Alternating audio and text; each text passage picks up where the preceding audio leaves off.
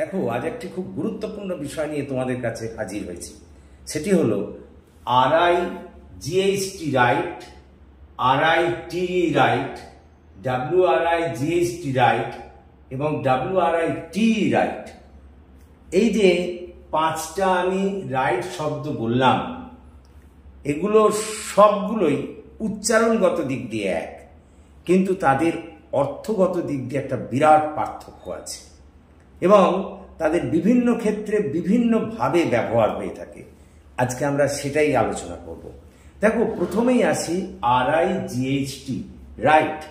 Right মানে ঠিক, যার প্রতিশব্দ হলো কারেক্ট বা অ্যাপ্রোপ্রিয়েট।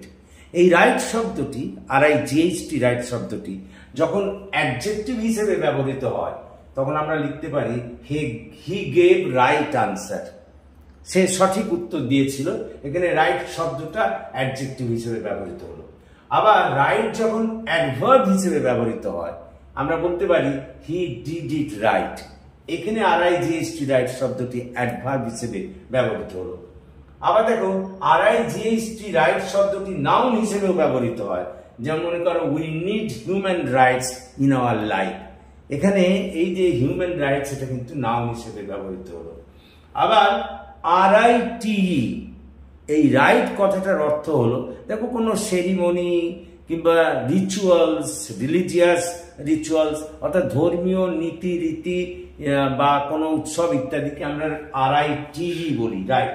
যেমন মনে করো, we should abide by wedding rights. তারপরে দেখো WRI GST সেই রাইটের অর্থ হলো মেকার বা বিল্ডার, প্রস্তুতকারক। যেমন মনে করো, the playwrights make plays for us. নাট্যকারেরা আমাদের জন্য নাটক তৈরি করেন। আর লাস্টলি যেটা বলছি WRI TE এই রাইট লেখা, এর অর্থ হলো রেখা, লেখা। এইটা কিন্তু ভার্ব হিসেবে ব্যবহৃত হয়। যেমন মনে করো, he writes letter to me every now and then.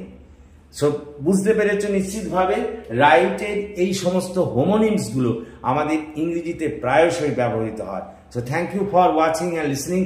So please comment, share and subscribe to